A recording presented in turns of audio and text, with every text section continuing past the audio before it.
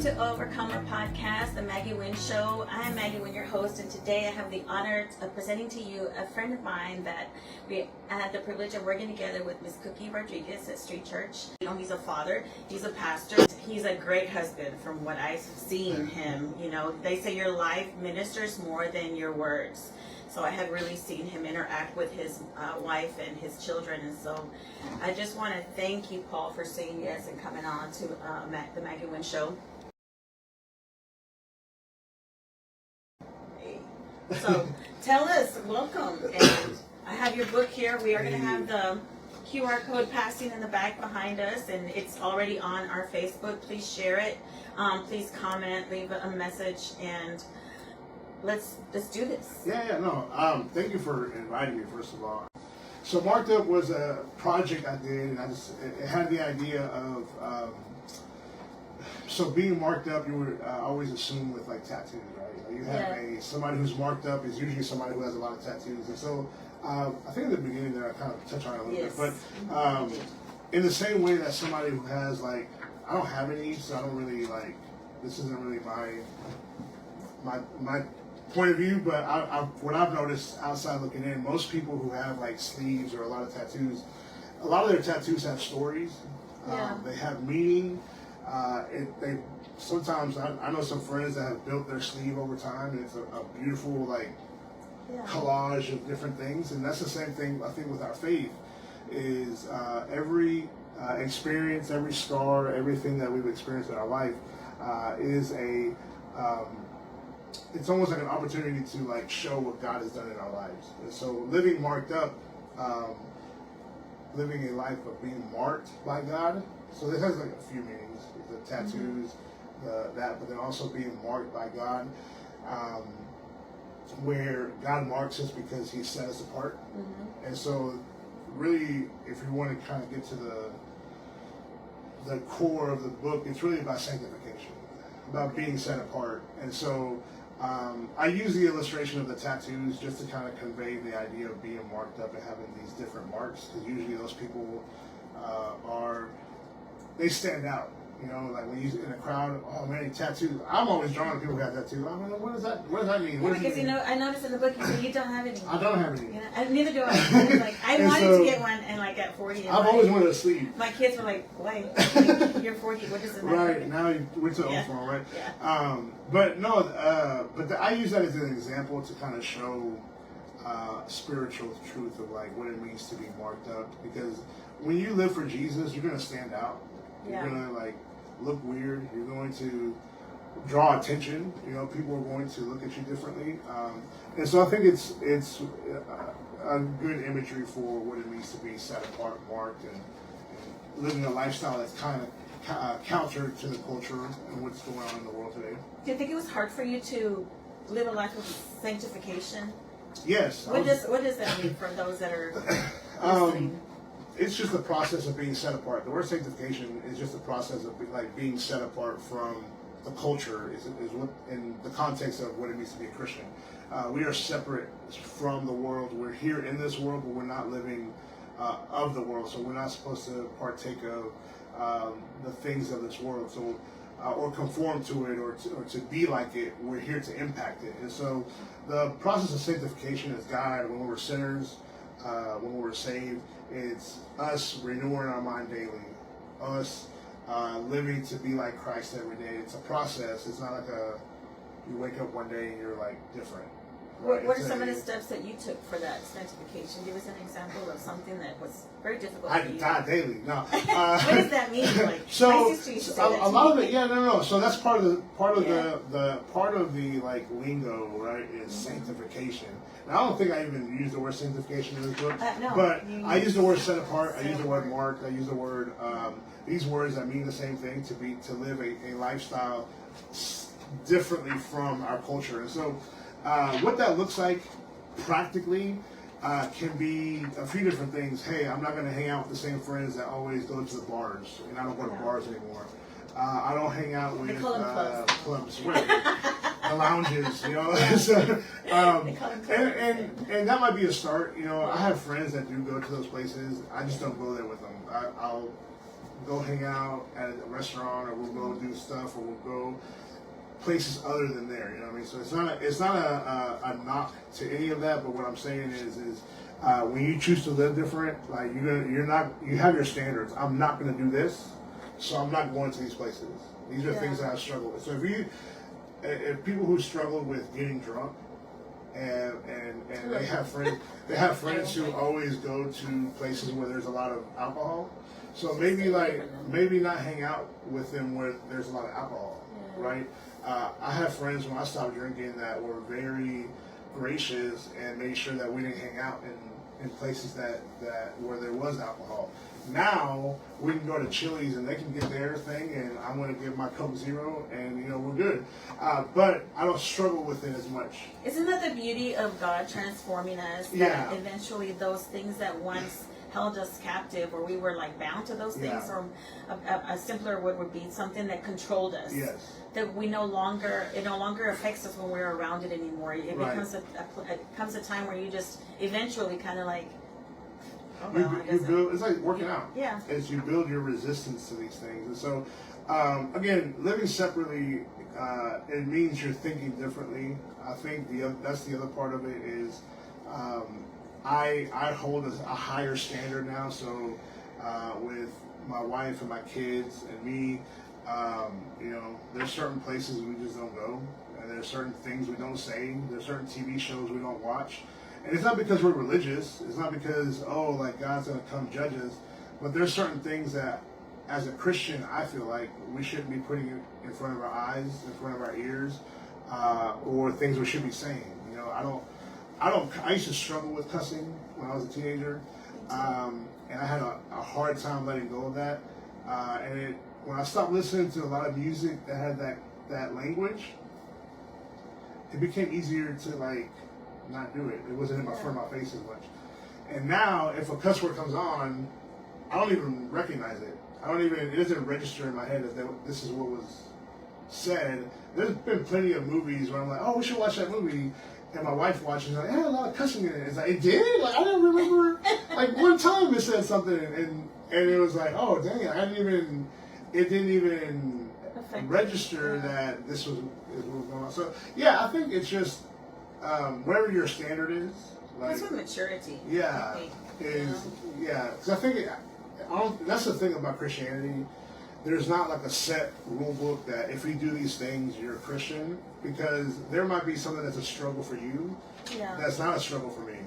Right. And according to the word, as long as I don't doing it around you, right, when I know it's a struggle for you, then I'm not in the wrong for doing it, here. So a lot of times people hear that and say, that's hypocrisy, that's whatever. It's like, we're all hypocrites. Yeah.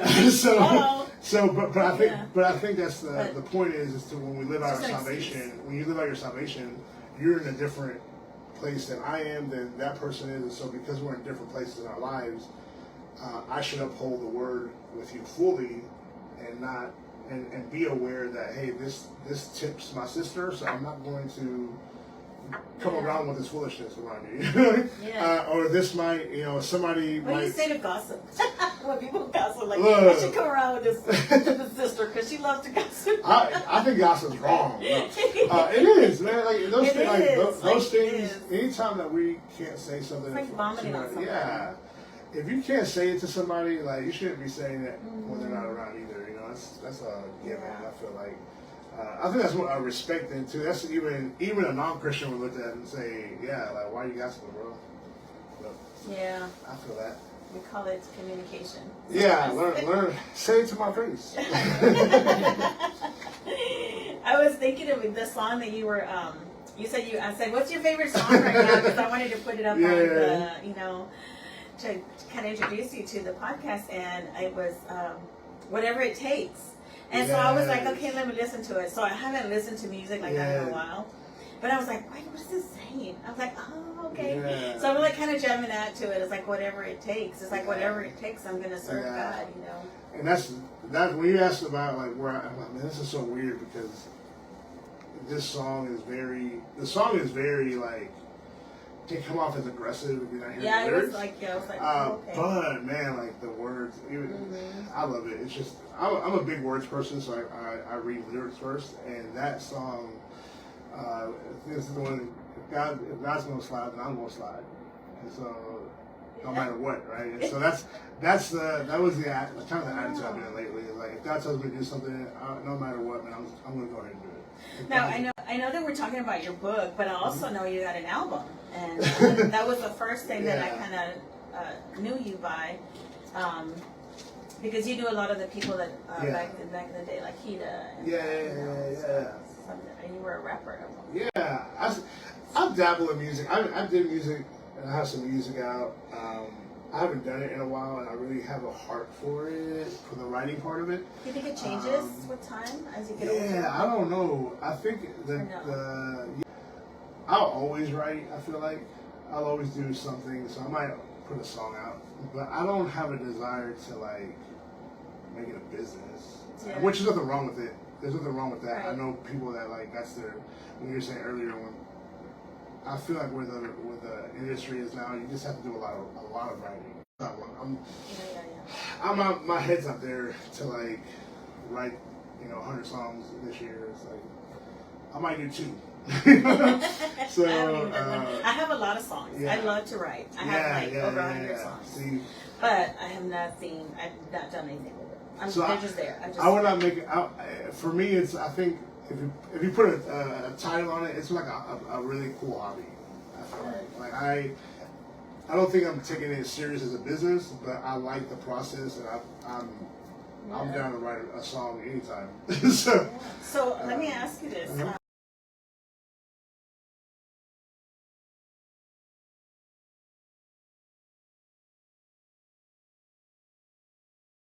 What would you tell those that are new to the faith, a word of encouragement to them as far as walking this walk of faith?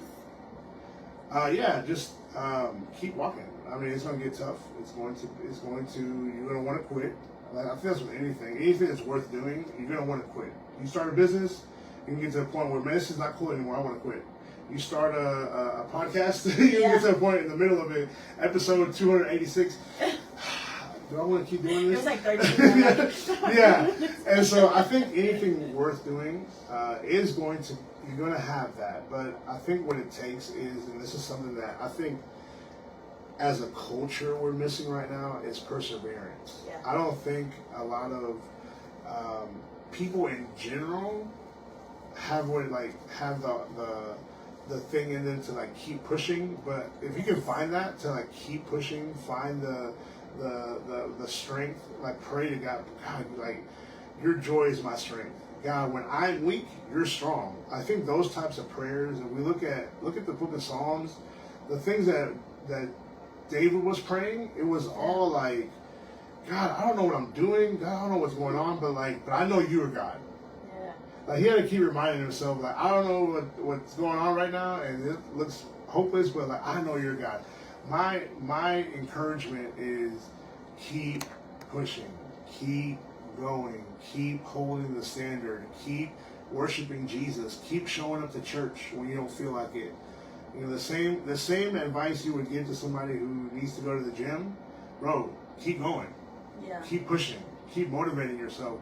It's the same advice, because that's what it takes. It takes that, like, when you don't feel like it, to keep showing up. When you don't want to be there, when you don't see what the purpose of this is, keep showing up. Keep relying on God. Keep leaning on God. You know, and so that would be my biggest thing is when things get rough, like keep pushing, keep going, keep seeking God. The Bible constantly has things like that where keep knocking, I will answer. You seek out, you will. If you seek me, you will find me. And Jesus is very clear about that. Like, you're not here by yourself. Like, find community, keep pushing, keep motivated. Don't get around people who are going to tear you down, but find people that are going to build you up. There's people out there that will build you up. Like, I promise you that. Yeah. There's a community of people somewhere that's going to build you up, and you just got to find it. which means that you find a group of people. Y'all keep making fun of me a little bit too much. Go find somebody else. Yeah. Right? That's what you got to keep it moving. Yeah, Sometimes you you got to gotta keep have it those moving. boundaries. Yeah. Set your boundaries, have your standards, and find people that are going to build you. And there are people out there like that. That's so true. Yeah. So that's What does your wife think about you diving deeper into? She don't care. No, it's right. No, my wife's awesome. I'm very thankful for her patience with me through this book, because there's been days where I'm like, I need to go into writing. She's like, okay. I need to can I get like 2 hours to write? And she's been very gracious.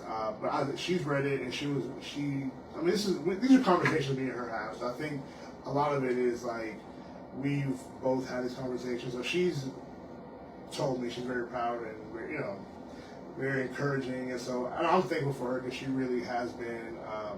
A lot of the conversations that we've had, we've bounced off each other, and she really has just been an ear to, hey, what do you think about this? What does this sound like to you? Hey, I want to write about this, but what is? That's beautiful. And she's been, and then she helped edit the book. She's an English teacher, so she Really? Yeah, so she had to read it, but no, she read it. She really was a very encouraging voice to help. She helped me format, when she was editing, some of the wording. Okay. And so that helped a lot with that. So she was very involved in that process of it. So no, I'm thankful for her. This would not have been done without the support and the love and the encouragement from Angel Santos. Hey, the only one I remember is Ileana. Yeah, And I guess because she was pregnant at the time with her. Oh, right? that's been that long? Yeah. Wow, so we have a Liliana now, and then we have a Pablo, and then we have an Olivia who's 2. Olivia is the one I remember. Ileana Olivia. She's 2 now. She's 2 in 2 years. Whew. Yeah, so So that's the family right there. They're love the kids. They're very and they're encouraging too. They're always like, "Daddy, you're." Gushy. That's good. Yeah, no, I love them. I love that. Do you ever sing to them? I sing annoyingly to them all the time. Yes. Do any of them sing? They don't sing. My son likes to play drums. My daughter, she likes to do active stuff like sports, track, and soccer, basketball. She's kind of likes to do all that. She's in the pep squad right now. Okay. And then the youngest one just likes to say "daddy" all day. Daddy. So tell us where we can find your book. It's on Amazon. On Amazon, Paul Santos marked up. I think that's how I found it every time I look on it. But it's on right that's now. how I found it too. So Yeah. You're gonna have to sign it for me before we leave. Awesome, yeah. It's on Amazon. I self-publish from there, so that's really right now the only place it's available. The ebook is free if you have the Kindle Unlimited, so it comes with. If you already have that, you can download it for free that way. It's on Amazon. I like this chapter 4. It says, "I'm gonna be the one." Yeah. I was like, that should be a shirt. It's a song. Is it? Okay. Tell us about that one. Okay, so this is just, I'm gonna be the one is really just, the idea behind it is Shadrach, Meshach, and Abednego. Nobody else is gonna stand, I'll stand. If nobody else is willing to, then I will. And so I think part of that chapter talks about the stones crying out and nature crying out. If we don't do it, somebody will. Nature tells of God's glory. Animals, the animal kingdom, when you look out at nature, that is God's signature all over that. So if no human ever talked about God, nature is shouting His creation, is shouting right now. So the idea is, hey, don't be a voiceless Christian, but really learn how to. It goes back to persevering. If I'm the only one standing, then that's what it's going to be. I'm just going to be standing by myself. And so that heart of what Shadrach, Meshach, and Abednego was if God can deliver us, He will, because He can. But even if He doesn't, I'm still not going to bow. Yeah. And I think that heart behind that, even if nobody else stands with me, I'm still going to stand. Because my faith isn't dependent on who's standing with me. It's depending on God, who is in me. Come on now. Right? And so it's not dependent on people, it's dependent on who God is. And so I heard our worship leader, one of our worship leaders, Mr. Bobby, he said something the other day, a few months ago. He said, pertaining to Shadrach, Meshach, and Abednego, that they weren't standing because of what God could do. Meaning, like, He's going to save us, so that's why we're going to, like, stand. It was because of who He is. Right. It was, I'm standing, yeah. It's because He's God, whether He comes against me or not, like, He deserves me to, like, not bow. And I think that's the idea behind that part. Behind that is, I'm going to be the one, regardless of who's standing with me or not. And that's a very bold thing to say nowadays, where it's very easy to, like, don't stand out, don't rock the boat, you know. But we have to. I mean, I think as Christians, we have to take a stand for righteousness when the world is telling us that righteousness isn't righteous. Yeah, because it's hard to serve God when you realize that He doesn't follow through for you. You know, and like you just said, for some people, and that's why it's hard, is because there are people who see God for what He can do, instead of, man, this is God. Yeah, He's a creator. Like, He's a when we talk about somebody who's a ride or die, like, a lot of Christians aren't ride or die for God. Like, when you talk about a ride or die, that means I'm going to ride for you or I'll die for you. And God, and a lot of people are like, well, if God ain't riding, I ain't dying. You know what I'm saying? Wait, what?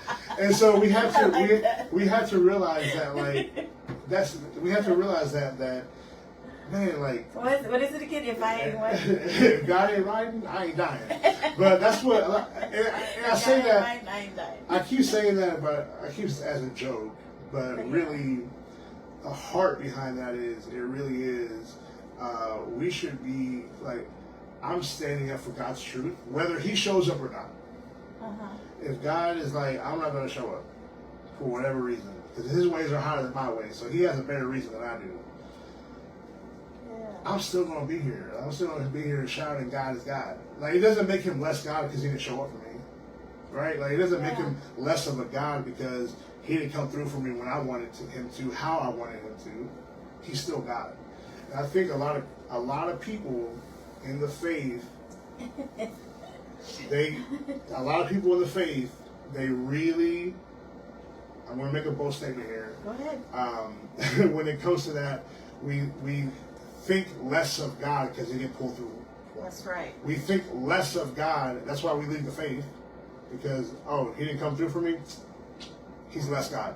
No, He's the same God. He just didn't. He just didn't do what you wanted Him to do. That's right. Right. And so that's the idea. Is like, I'm going to stand even if He pulls through for me how I want Him to, or not.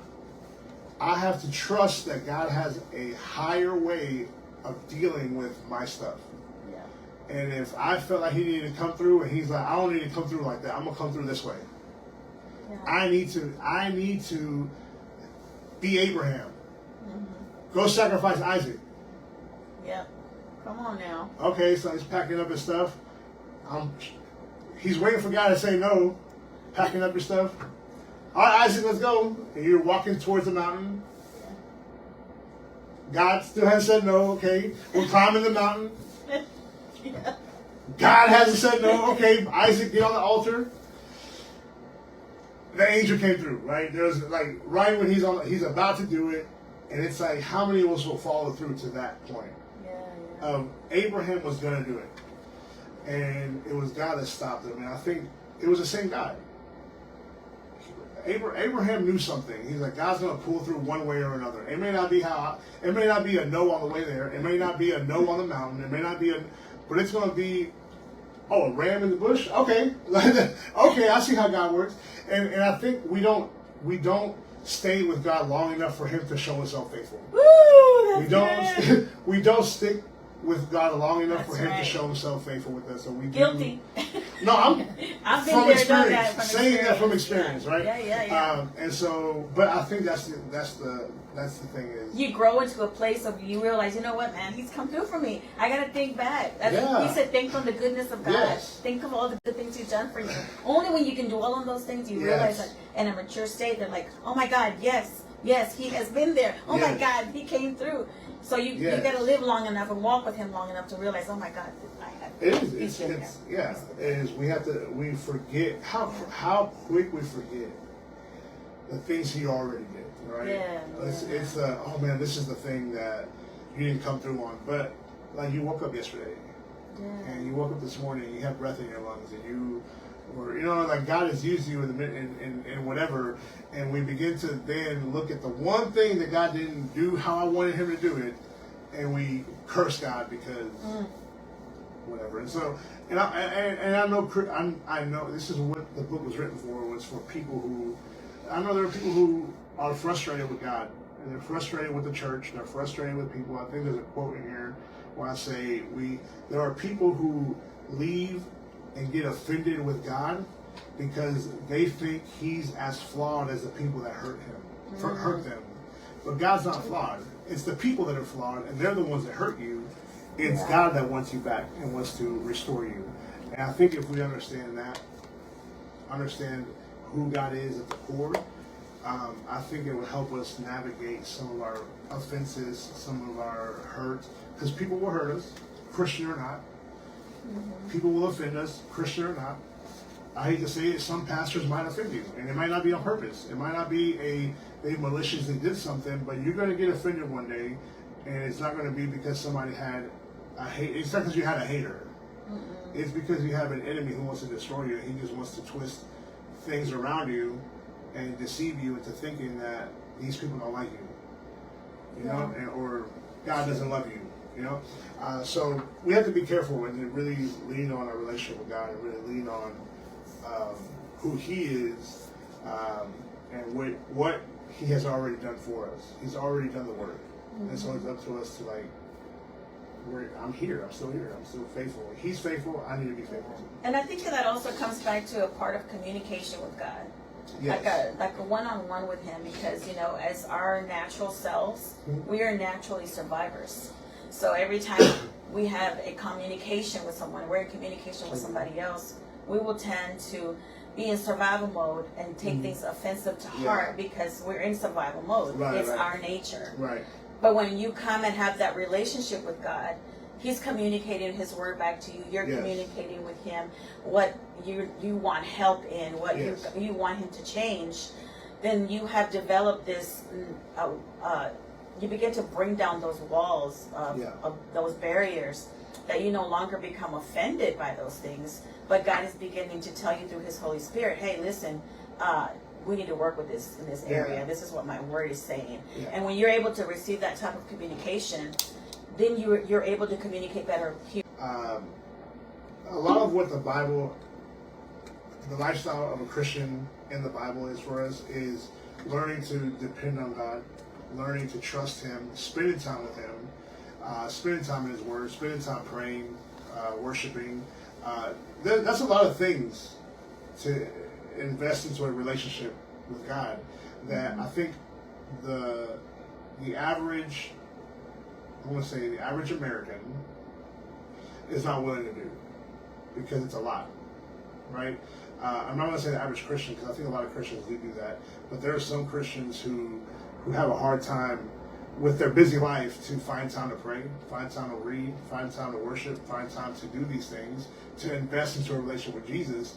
That when it comes to things like, God, direction, God, where do you want me? Well, you haven't spent time with Him to know His voice. You haven't spent time with Him to know what He wants you to do. So when you hear a message about faith and it's like, work out your own salvation, you can't even do that because you haven't spent time with God. We've given God half a weekend, and that's all. Half a day. Well, it is. No, but it is a Sunday.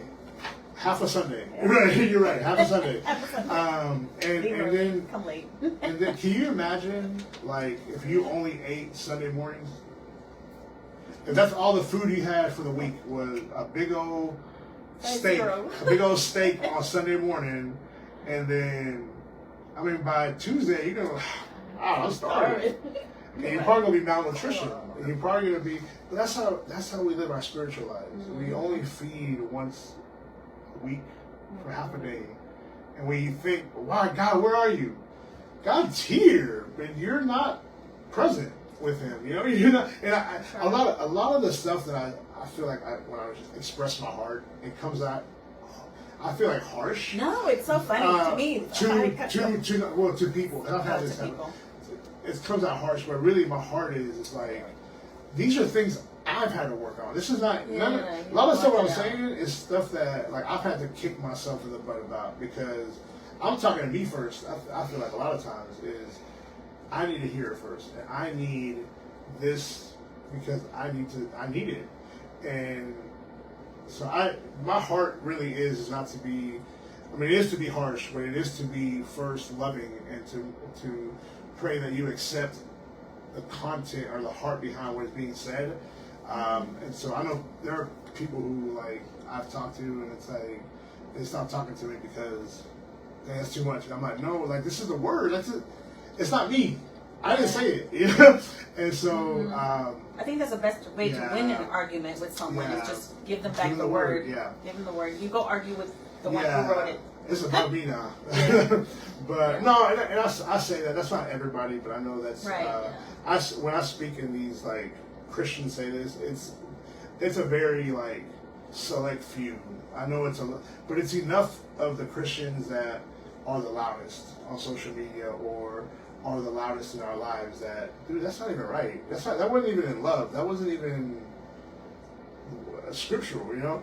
And so that's my heart, is to really share and to kind of respond to the things, the misinformation or the, like, misquoting of scripture, or the how do you say, the things that we get wrong.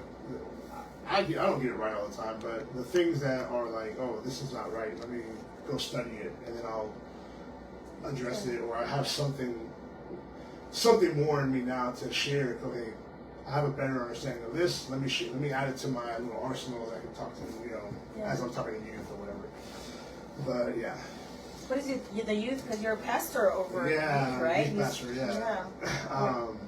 No, I love it. Pathway Youth. Stand up. I love young people. I think that's the, like, high school, middle school, high school is a generation. I think since I've been a kid, that generation, like, whether you're a millennial, whether you're a Gen Z, whether you're Gen Alpha, whatever, every generation looks at the middle school and high school and they're like, you're lost. When I was a kid, we were lost. When I was in my early 20s, that generation's lost. When I was in my early 30s, that middle school and high school, it's always them, right? And so I think that's a crucial time period for all of us, where we make a lot of decisions based on the world at that age, whether we like certain things, whether we don't like certain things, and we carry that throughout our life. And I think that carries on. So we can plant seeds there. I think as young people get older, as they mature, I believe a lot of those seeds will take root. A lot of those seeds will see growth in that. And so I love young people. I love the middle school, high school. I have a heart for them. That's around the time that I really have the most questions, I feel like. Yeah. And I want to be that to, I had leaders in my life that answer those questions for me at that age. And so I just want to be that for somebody else. That's awesome. Yeah. That's awesome. Middle school was hard, because I think middle school you're trying to figure out where you fit in. Yes. Who you are, your identity. Like, I don't even want to look like my mom and dad. I want to find my own self. Yeah. Like, who am I?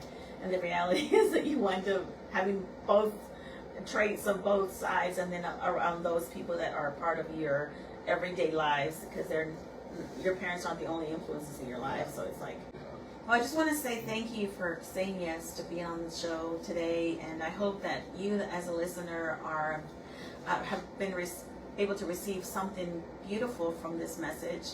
and also from the book. I pray that you will pick it up. Amazon and Amazon.com, my favorite place to shop. And so thank you for watching Overcomer, the Maggie Wynn Show podcast. And if you need information on Paul Santos, you can go to Facebook at Paul Santos, and you can also go to the QR code that we'll link below, and also that's behind us, to purchase this book. Please share it, give it to someone that's new in the faith, buy it, invest in someone's life, maybe someone in your youth group that it could be given to. It's got some beautiful quotes, and the book is awesome. I commend you for the work that you did. It's a lot of work. It's a lot of work. And getting things right and in order. Yeah, for sure. Sharing those stories and those things, whether it's Overcomer or not, I mean, I think that's awesome. So thank you for building something that, like, a platform for that. So, no, thank you. I did write a book. It's called Marked Up, and the heart behind it and really the idea behind it is, like, this was 10 years in the making for me. So I totally feel you when you say that. Like, when I started, I was like, man, I didn't really have a end goal of, like, I'm going to write a book for whatever purpose. I write music, so let me just write a book. That was just kind of the idea. But as I started studying and getting into more of the topics and just looking at what it means to be a Christian in today's culture, I mean, just more ideas came, more concepts. I really felt like it started out as just like a small thing, maybe a pamphlet that I was going to write, maybe like a little short 3-page thing, but as it grew, it was encouraging me, and I was like, I wanted to encourage others and encourage, I say everybody, but really mainly the younger and when I say younger, I mean like newer to the faith, or people who don't know Jesus yet, that are like struggling with, what does it mean to be a Christian? And so that's the heart behind it. And I think with that, when you reach those, you reach the ones that have been in church for 20 years as well. Like, I think it's an encouragement and a call back to, okay, this is why I got saved. This is why, let me remind myself what it means to be a Christian, and kind of go back to our first love. Because sometimes you've been saved 20 years. I've been saved since I was a kid, and to go back and say, man, this is my first love. This is like, man, I forgot these things, or I was so comfortable in my lifestyle, I was overlooking certain things, So that's the heart behind it. Is just to encourage the new, but then also people that have been saved for a while, just to kind of recall some of the things that we're called to do, and hopefully, inspire somebody to, like, come back to Jesus. So. What was one of the things that was really hard for you in writing the book? I don't know if it was the hardest part, but I know, like, this is how it started. I went back to when I was first saved. Like, really saved, when I really found Jesus. What age was that? I was about 18. I've been in church since I was in kids' church, so I've been in church my whole life. But 18 is really when I was seeking God, and really, I feel like, had my own encounters with God, and it wasn't just my mom's faith, but it turned into, like, my relationship with God. I had a lot of questions. I didn't know. I mean, if I was being honest, I couldn't tell you, like, really define who God is. Like, who is God? What, a church, man? We know that. You just know it. You don't really know how to put it into words, but you just kind of know these things.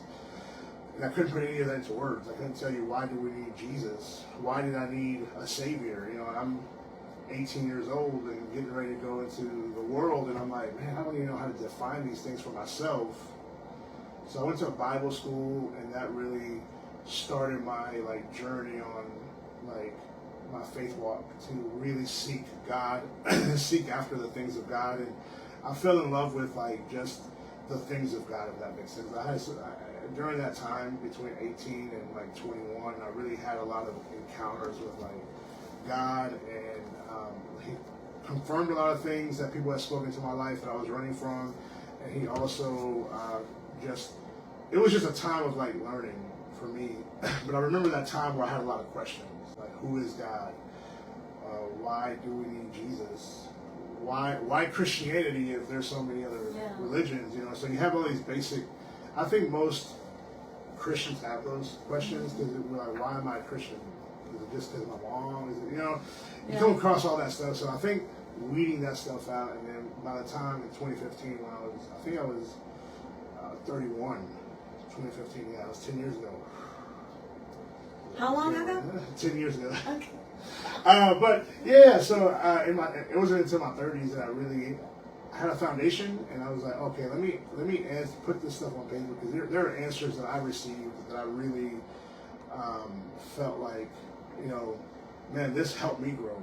And for me, I just wanted to turn around and give that to somebody else. And I've mentored people, and as a youth pastor, I'm come in contact with a lot of young people, and so that's the one way I've done it over the years. And in this format, I was like, let me do something that will reach, you know, whoever when I'm not physically there. You know, it's very simplified where a young person can pick up the book and read it. And that was and I think that was your agenda. Yeah, and I think that might have been, when you say the hardest part, was simplifying these things that we have put a lot of Christian language to.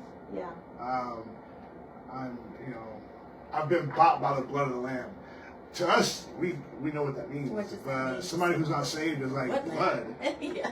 Blood. What kind of sacrifices are we doing here, you know?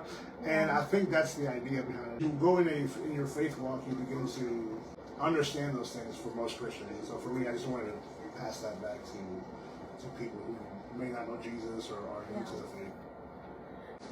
Think of it like this. When Superman rescues Lois Lane from a burning building, mercy is him grabbing her out of the flames, but he doesn't just drop her midair and fly off. I really like that. I mean, you painted a beautiful picture. Right. Grace, because I love like all the comic stuff and everything. Yeah. Grace is him carrying her to safety. That's what Jesus did for us. He didn't just pull us out of our sin and leave us hanging. He brought us into something greater. Yes. And you know, when I was reading this part, I had just gotten out of my prayer time, and I remembered the Holy Spirit talking to me about mercy. And I think that you painted a beautiful picture. It's like I literally saw myself falling, and then no one there to catch me. Yeah. But then understanding that the love of God and His grace actually caught me. Yeah. And it's almost like this is what I saw. I saw myself being caught, and then the net of Spider-Man. Holding on to the bus that's over there full of other people. Like I was not the only one that's being rescued, but at the same time, He was rescuing others. Yes.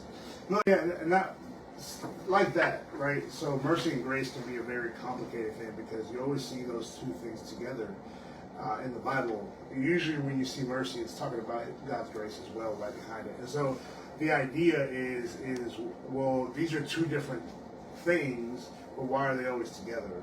And it's because of that. It's because mercy was Jesus taking us out of hell, right? And taking us from the things that we do deserve, because we deserve death, we deserve punishment, but Jesus took us out of that. But what does He do with us then, right? So that grace answers that. Grace is now you're part of our family. Now you're part of my family, right? You were an enemy of mine, and I took you from death, and now you went from enemy to friend. And that's what grace does. It brings us into it, as a lot of Christians, or a lot of one of the terminologies is we've been engrafted into His family, and so that's what grace does. God knows that we did wrong, right? He doesn't overlook it. He's like, you did me wrong, but I still want to treat you like a son. I still want to treat you like a daughter. Yeah. And the forgiveness and that grace of, I know you did wrong, but because it wouldn't mean much if He forgot it. Yeah. It means more that He knows that we're still hey, He knows I did that, but He's not treating me like I did that.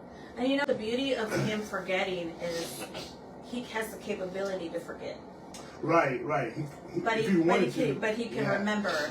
And I think that one of the beautiful things that I have learned is that I'm glad that I remember. Yeah. I'm glad that I remember what He brought me out of. The pain doesn't hurt as much. Yeah. But now I realize that had I not remembered, then I wouldn't have a testimony. Right. And then also, I think it also is an example for us, right? To God does not ask us to do something He doesn't do Himself. Like when He asks us to do something, this is stuff He's already done. He's already modeled. He's already exampled. So He's forgiven us. So then we should turn around and forgive others. It doesn't mean that we neglect justice. Like if you did me wrong, you're still gonna pay for it, depending on how bad it was, right? You're still gonna have justice for it, but I've forgiven you and I've let it go out of my heart. So I don't hold you prisoner. You're not prisoner to me anymore. Now you're just prisoner to your actions and to the things that you've done. But I let go of you, that situation. I think that's what God wants us to model. It's not a being passive, because a lot of people take that as that's soft. Like and we live in a culture where we want to do our own justice. Yeah. And the Bible doesn't say that. The Bible says that revenge is His. Yeah. Right? Like, I'm not here for revenge. I'm here to show you Jesus, and Jesus is the judge, and He will judge you based and according. He's just according to His word. I'm not the judge. Right. I'm here for like reflecting Jesus, and I think a lot of Christians want to play the part of God of like judging people and exacting revenge and making sure tit for tat, but I don't think that's really, based on what the word says, that's our role. Our role isn't to do what Jesus is doing. It's to be obedient to what He tells us to do. And most of the time it's going to be forgive somebody and show them who I am, show them light. And usually those are the most beautiful stories of redemption, when somebody who's wronged us then gets saved, radically saved, and they become, I'm thinking of like Paul in the Bible, who was killing Christians, and God had an encounter with God, and instead of, God could have been like, man, no, for the rest of your life you're living out here in the corner, hidden somewhere, everybody's going to forget you. But no, He's like, no, I want to use you, who was initially a harm to the kingdom, because you were trying to kill Christians, or trying to harm an enemy of the kingdom. Yeah. And, even, I think new baby Christians just see somebody from their past, know them, and then see them being used by God in the present. That's hard. I've had leaders that have told me some stories of people who have wronged them deeply, physical, sexual harm, and they're left out there like that, and then years later they come across that person who's been saved in ministry, in a thriving ministry, and it is hard. I mean, I can't imagine not having any closure to that, and then the next time you see this person is like, oh, we're doing God's work. That's the first human reaction is, yeah. Are you really? But I think God does it. He does do that. He's into redemption, and because we're in a fallen world. And I love mercy. Like I love when I was going through the book, I was picking out some things, but I know it says here, Psalms 23:6 says that surely goodness and mercy shall follow you all the days of your life. God's mercy is faithful. It chases us down even when we're running in the wrong direction. Together, mercy and grace, they make the throne of God a place we can run to and not hide from. Yes. This is why I love David so much. He says Scripture calls him a man after God's own heart, and he was pretty bad. Yeah. And so, many people confuse that. Why does he get called a man after God's heart? If he did all these things, and it's like, well, he didn't say he was a good man. He didn't say he was a perfect man. That's good. It said he's a man after God's heart. And so, what does that look like? That looks like when I mess up, I know where to go. And every time that we see David messed up, he was in the temple. He was in the temple before God. I mean, you read the Psalms, and the Psalms that he wrote, you hear why so downcast on my soul, and he's very depressed in the beginning of these Psalms, and towards the middle he's like, okay, because you're God, and then by the end of it, it's like, I give you all the glory. And so he knew how to repent. Yes, he knew how to find God's heart. Yeah. He knew how to seek God's heart, and I think that's the key. Is like I said, like I said,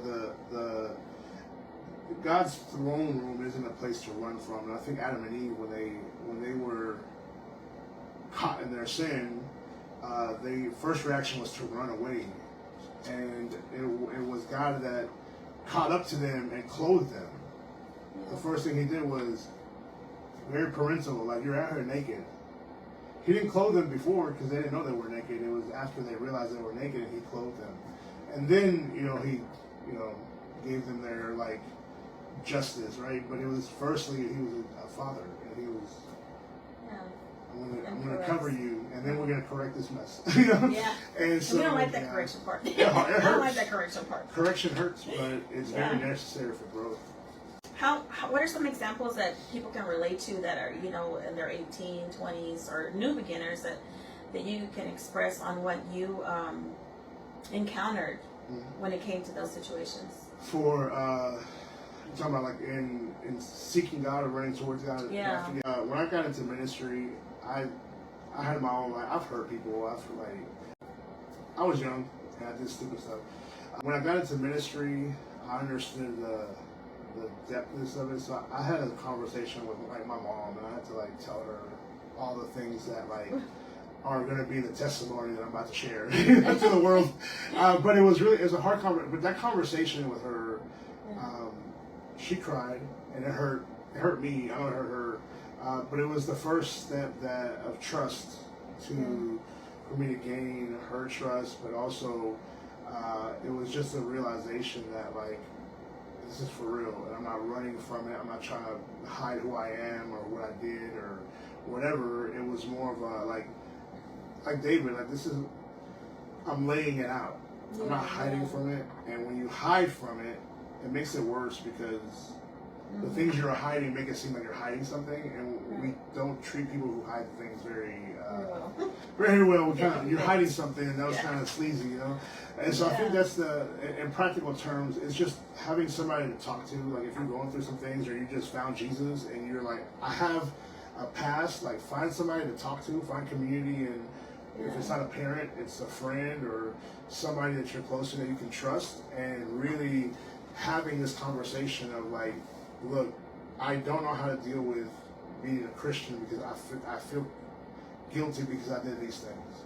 And I think having that conversation, we will find that Jesus, through that, like the prodigal son, when you see the prodigal son, you see, David continually coming back to Jesus. You see all these things in the Bible where people messed up and they came back to God, and God wasn't like, get out. Yeah. It was always correction. There's definitely correction, but it's also like a welcoming. Like my father, my mother corrects me because she's my mother. So I can't have a mother's correction if she didn't bring me back in as a son. Does that make sense? Yeah. So if it was a stranger correcting me, that doesn't mean anything. Yeah. The ones closest to us, when they correct us, it hurts more. Because dang, like, what are they like? I'm not gonna give you a spanking. That's not true. What is it? I'm not gonna give you a spanking, but I'm disappointed. Yeah. Ooh, that sometimes hurts worse than a spanking. When you get the parent that's like, I'm disappointed. And well, even from like somebody you respect. Yeah. Like a mentor. Yeah.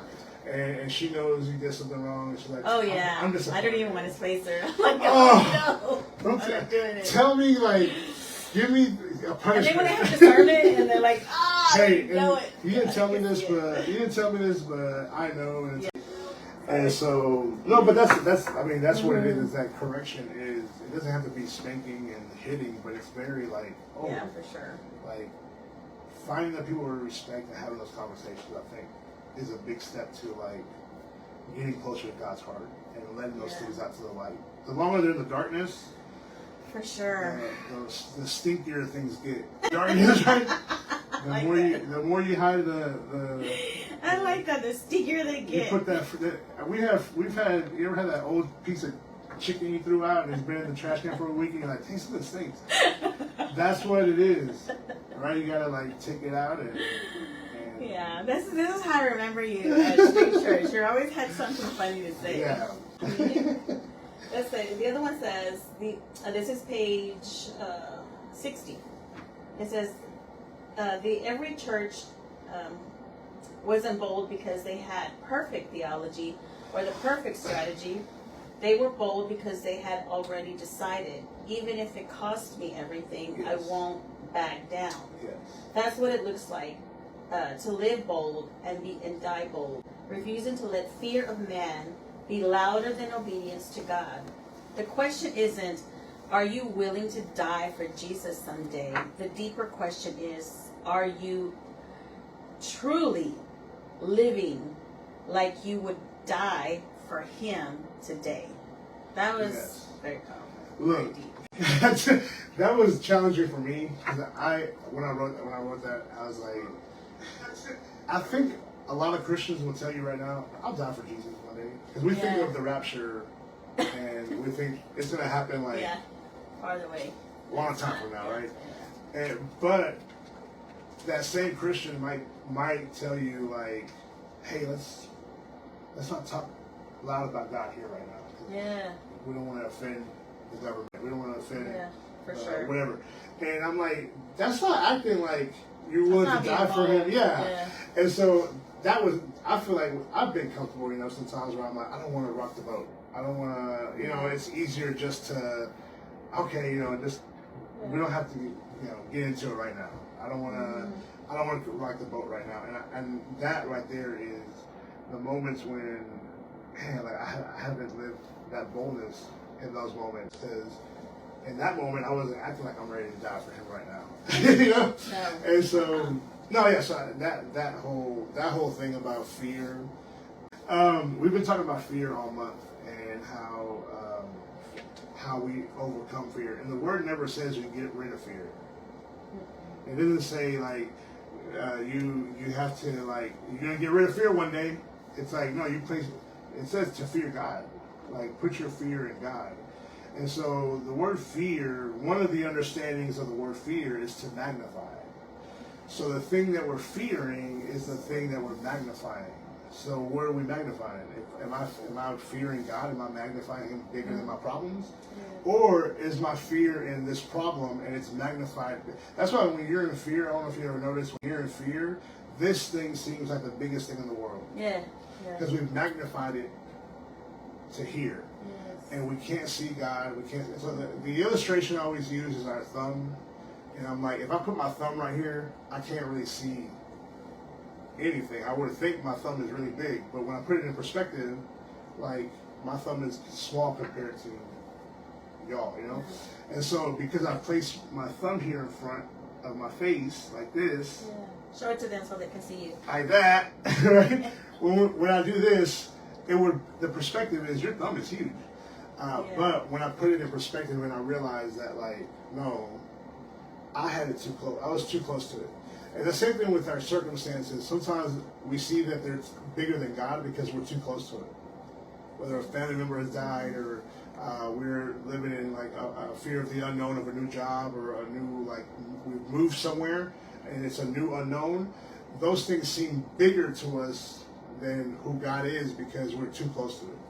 And sometimes it's valid. Sometimes it's a valid thing, but we shouldn't stay there.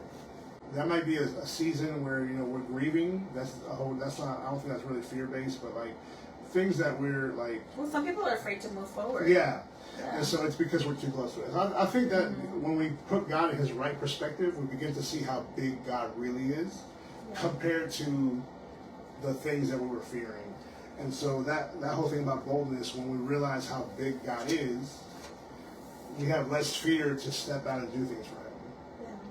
Well, I just want to say thank you for saying yes to be on the show today, and I hope that you, as a listener, have been able to receive something beautiful from this message, and also from the book. I pray that you will pick it up, Amazon. And well, thank you for watching Overcomer, the Maggie Wynn Show podcast. And if you need information on Paul Santos, you can go to Facebook at Paul Santos. And you can also go to the QR code that will link below, and also that's behind us, to purchase this book. Please share it, give it to someone that's new in the faith, buy it, invest in someone's life, maybe someone in your youth group that it could be given to. It's got some beautiful quotes, and the book is awesome. I commend you for the work that Thank you you, did. thank you, That's thank put it you. in. It's a lot of work. Yeah, It's a lot of